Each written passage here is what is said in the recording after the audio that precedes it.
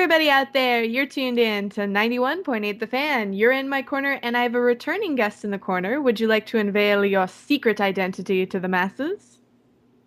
Hey everyone, it's Christine Marie Cabanos. How are you? We're super good, and we're happy to have you in the corner today. I have to say that your voice is still as adorable as I remember. Thank you. I have to wonder though, when you get like telemarketers that call, are they like, "Where's your mom?" or I don't have too many telemarketers call me, but I have done that before. Where I'm like, my mom is not home right now. I do work sometimes. I do that in drive-thrus. You do it in drive-throughs, really? Yeah, like I'll order like a bunch of food, but as a little girl, I'm like, no, it's just me in the car. I was like, that must be the best excuse to get a Happy Meal. Yeah. Oh no, I always get Happy Meals.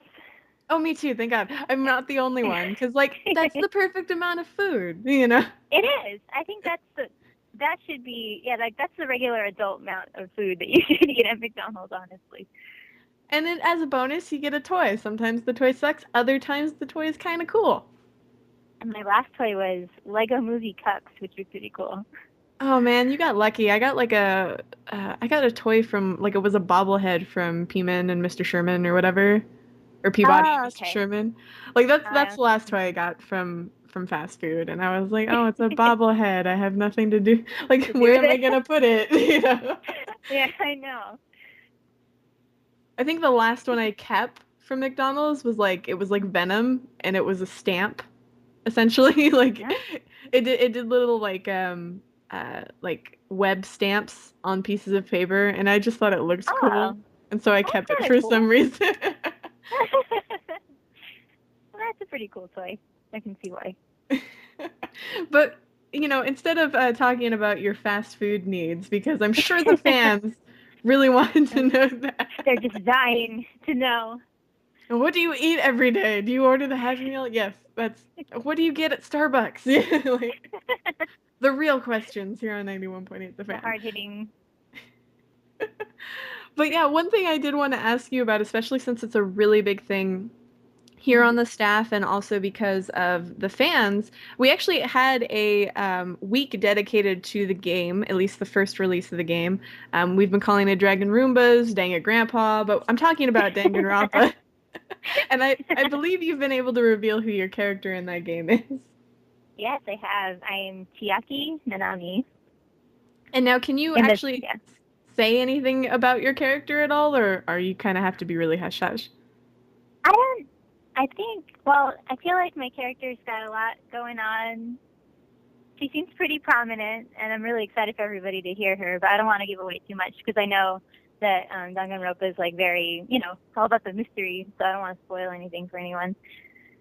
Well, that's really exciting. The first one, from what I could tell, had an amazing reaction. Not only did Yeah. it have a cult following to begin with, but most of our staff and our people in the live chat were just playing the game for like 2 weeks straight. It was Oh, great. I'm glad. I do like the theme of my character, which is the ultimate gamer.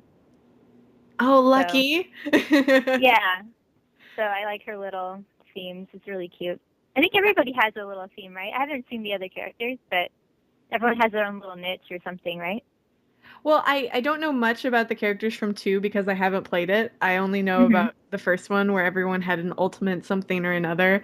But Yeah. I'm really curious, especially with the cast that they've put together, to see all the characters, in action. I know. Me too. So, I think it's on the PS Vita, right? yes, it's on the Vita, and I believe the release for that was announced to be in fall, sometime in Yeah. fall. I have to probably go get one now. I have a bunch. There's like a bunch of games. I'm like, oh, but they're on the Vita, which I don't have yet. But I should probably Ah, get one. the Sony fangirl inside me is hurt. It What? hurts. Why? But no, like I did this when we were having Danganronpa week, and I sold a few people on the Vita. But if you do get one, the screen is gorgeous, especially on the older model and not the newer one. So, Mm. and it has a lot of really niche kind of indie games that are a lot of fun to play. Mhm. Different styles that aren't necessarily let's shoot something up in Call of Duty 87. So I hopefully think I'd you'll want it get just one soon. Yeah. I hope there's, yeah, like hopefully there's more games that I want to play besides just the ones that I'm in. But yeah. Well, there's Gravity Rush and DJ Maxx and Dragon's Crown and Touch My Katamari. Oh, Dragon's So Crown looks cool. Oh, I love Katamari. I do love Katamari. I like it on the Vita a lot. I know I'm getting off topic once again, but you can stretch the ball that you're rolling or the Katamari that you're rolling like hmm out or up. So if you need to get into a very tight space, you can make it like super tall. Ah, smart. Yeah, that's a lot of fun. And also the That would King of be the handy. Cosmos is hilarious. They have a the whole game is like tongue in cheek, like people don't like Katamari as much as they used to. What do we do to raise their popularity? That's what he says. Yeah, pretty much. That's so funny. Oh, I love that Yeah, I game. was King of Cosmos. Oh my goodness, I'm so sorry. I was playing with my music stand. I'm in my little recording area, and it just like fell on me. Okay. Ouch. Are you okay? Yeah, I'm okay. Anyway, Well, as long as you don't get black and blue on the show, somebody will sue us for it. don't worry, I won't. Okay, wonderful. Anything I do to myself is my fault. So. Well, obviously, on top of that, the announcement for Toradora came out too, which is really, I think, amazing because I don't think anybody expected it. I know. I hope it was going to take everyone by surprise because that show came out a while ago. So I love that show so much. I'd watched it before I even got cast, and I liked it then, and I like it even more now. Well, when you watch something beforehand, do you think that affects your performance? Sometimes, I guess, because you have some sort of preconceived notion about how the character's supposed to sound or be, but sometimes it helps because you know where the character's going story-wise and where you need to go emotionally and build. But it changes when you have, producers and directors. They have their own vision. Everyone has like a different interpretation of the show. So we all kind of come together and create our own little unique version of the character. And what's nice about your character is she seems pretty crazy. Oh yeah, I know. It's the best. I love her so much. Minori, she's one nutball. Well, now when performing a character with like high energy like that, do you have to Mhm. like down a few Dr. Peppers before you go into the booth or something? Like I actually don't. It comes from within my inner Dr. Pepper. And inner nothing like that. I know, it should become a thing. Everyone use your inner Dr. Pepper. But yeah, I don't like down sugar or anything because when we record for hours at a time, and if I were to have a sugar rush, I will crash, and I don't think that would be good towards the end of the session. So yeah, Especially since they put all the screaming and crying and whatnot at the end of a session usually. mhm. I just get a lot of sleep and drink a bunch of water and hopefully eat beforehand, and that's it. Well, I always give, voice actors props when they have to keep that high energy for so long because I feel like you must leave the booth and then like, wow, that was like a gym workout. Yeah, I've left the booth before, and like my abs hurt because it takes a lot of your like support from your core to project when you're on the mic. So I'll leave, and I'm like, I feel like I just did like 100 sit-ups. Voice acting, the new workout to get a six pack. I love it. I know. It should be. We should make an infomercial. Oh gosh, that's gonna give somebody a promo idea for the radio. Somewhere, someday, it'll be done. But no, we're very excited to hear about that, and hopefully NIS America does more dubs because this seems to have, garnered a positive reaction. Yeah, I believe this is their first dub ever, right? I Of believe an so, anime. yes. Yeah, so it's super exciting to be part of their first, and hopefully not their last. Yeah, I hope it's not the last. That would be bad. Don't jinx it. Get some salt, I throw it over know. your shoulder. Yeah. I just But hope everybody likes it as much as we do. well, it's a very emotional show, and I think it touches home for a lot of people too because you know, it's not necessarily it's kind of a slice of life, growing of age sort of story, but with hmm very insane personalities. I think that's why I like it so much because it's not like Honey and Clover was super not like super realistic, but you know, pretty true to real life and stuff like that. But this one, like, they go off the wall, everything is super colorful, and everyone's crazy. So I think it's even if you don't like romantic comedies, I think Toradora is one that you can watch.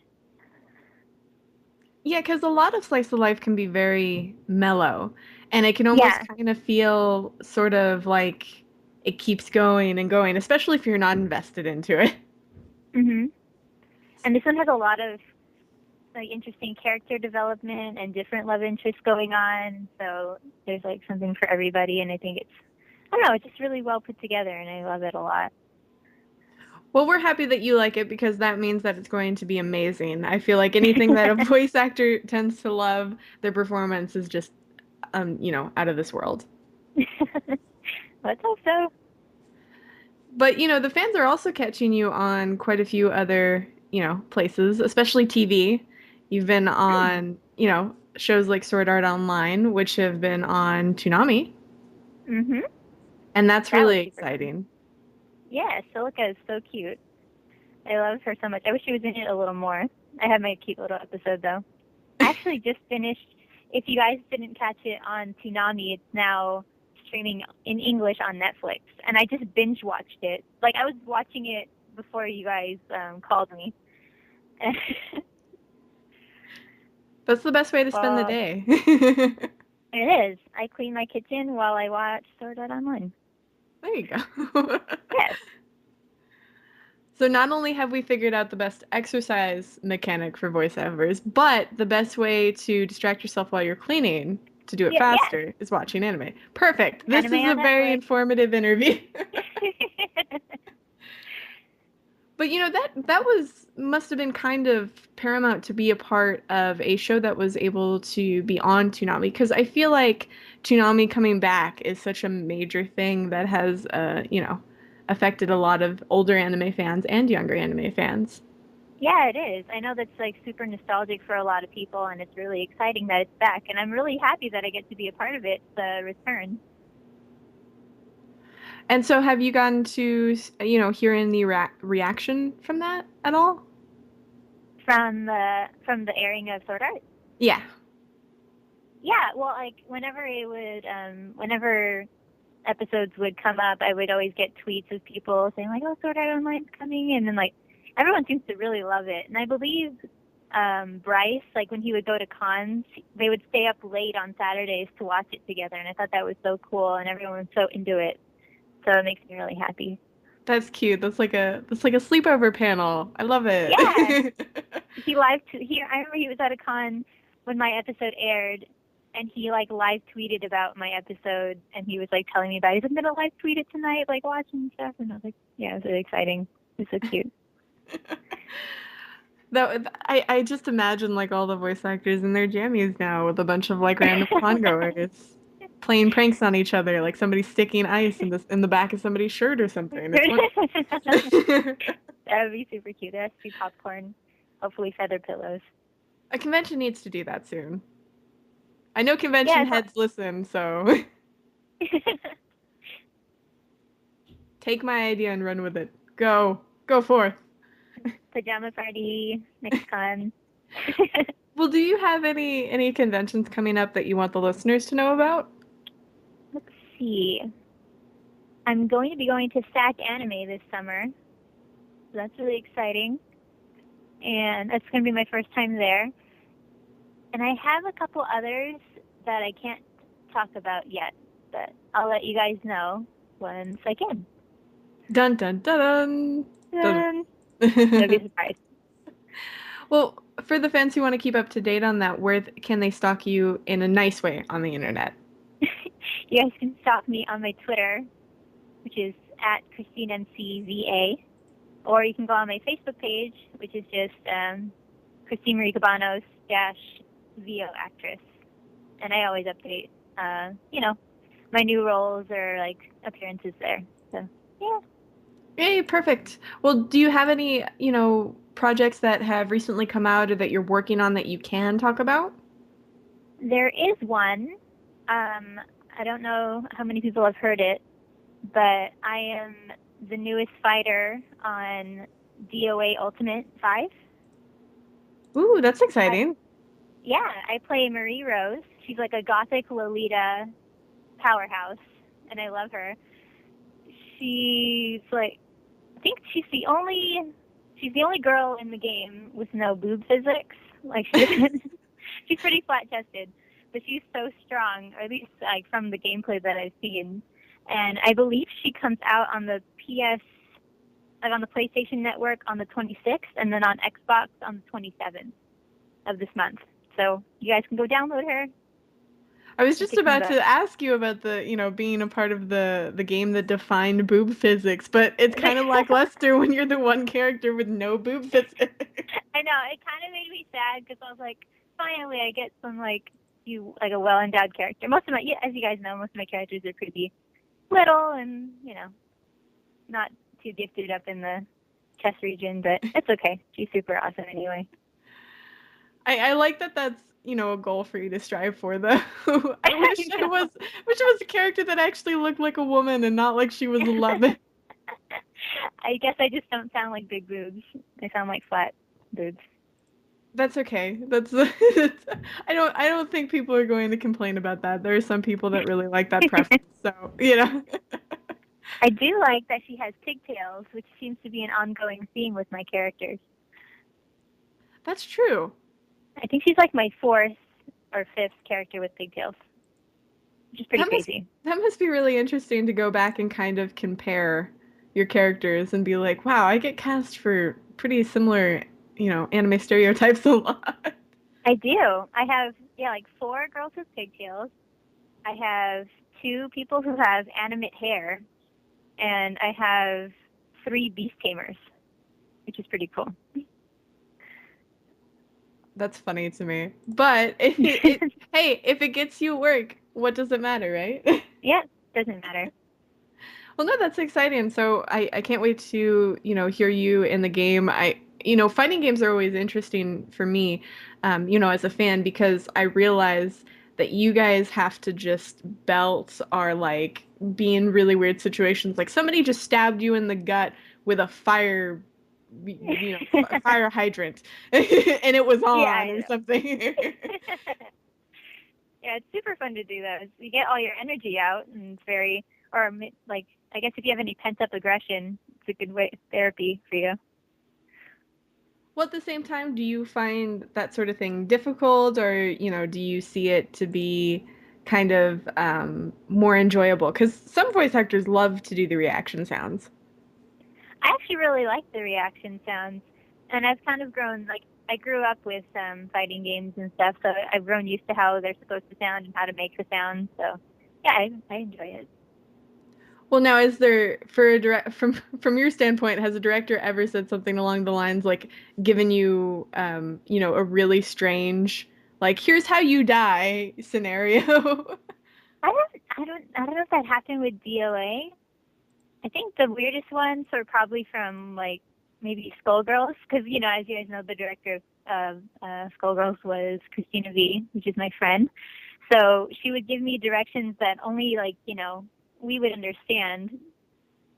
Like I think because during my winning stances in the game, there's one where I become used as a flag and I float up in the air, and she has this weird face. And she told me, like, the direction she gave me was, okay, you're Osaka from Azumangadayo, go. And that was all I needed. That's So stuff cute. like that. I love it. I think that's adorable. Well, for a reminder for the fans out there, I believe Skullgirls Encore is out, just came out It is recently. out.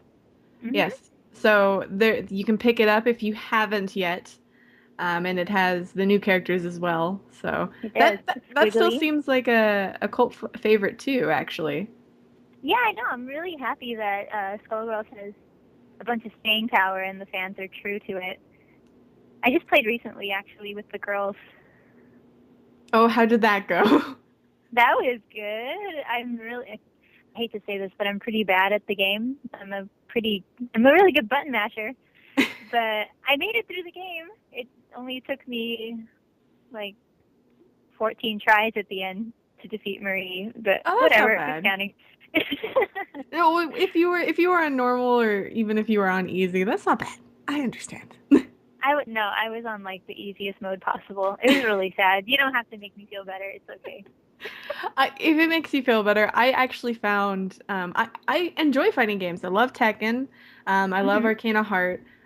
Very weird sort of games, I guess. I was never really into Street Fighter, but when I got into Skullgirls, Skullgirls had a Mhm. really big learning curve for me. Like in the tutorial, I kept having to do the same thing over and over again because I wasn't getting the timing right, and it was super frustrating for me. I think I spent like 3 hours on the tutorial alone. I felt retarded. No, and I mean I feel like they made Skullgirls like really challenging, but in a good way. Like it made it so that like, button mashers like me, you can't really win well because it stops you from doing it. And I believe it was developed by like tournament players, so they like all the I don't know what you call it, the game physics and the engine, it's really airtight. You know what I mean? Yeah, definitely. I mean, a lot of the people involved had previous experience with how to form a good fighting game. And I think due to that, Hmm. it's challenging even for people who are really into fighting games. Yeah, but I don't know, that makes it a good game. I mean, I gotta say, it's really ridiculous to try and get your character to do her little hedgehog thing that she does. It is. I figured out how to like I forgot I was playing and again I just literally mashed the meaty part of my palm against the keypad, and I somehow was able to do the hedgehog thing over and over and over again. So I'll never remember how I did it, but it is possible. Hey, at least for those 5 seconds. Yeah, That's all that matters. I did it once. That's all that those matters. 5 seconds of glory. Well, now, for the listeners out there, is there anything else you want to tell them? Any words of wisdom, dating advice, predictions for the end of the world? Dating advice. Um, hmm. Well, I just want to thank you guys for supporting me over the last, I believe, 3 years since I started, and I don't know, it's been so crazy and so quick and amazing. Like I'm just blown away by how much that I've been able to do and how much you guys support me throughout it. And yeah, I don't have much dating advice for you guys. I'm not really good at that kind of thing. It's okay, I'm Just not be either. nice. There's a reason I'm And single. I heard a really good tip for guys. If you want a girl to like you, like don't go to her house unannounced, but like if she invites you over, take out her garbage for her because the way to a girl's heart is through her garbage, apparently. I'd rather the guy cook something for me, to be honest. Oh, that too. I'm one of those people that is pleased with food. I mean, I don't know. The less cleaning I have to do, the happier I am. So if you took out my garbage, you know, points to you. Fair enough, fair enough. Yeah. I think that's good advice for anybody who, isn't like me and thinks that food is the way to their heart. How sad is that? Garbage is the way to my heart. But no, thank you very much for coming on to the show again. It's always a pleasure to talk with you. Thank you guys. I've missed you. I know we missed you too. It's been so long. I know. And for anybody out there that missed any of this interview, shame on you, but don't fret, it'll be up on the website within the next few days, so keep it tuned to 91.8 The Fan. Everything you want and nothing you don't.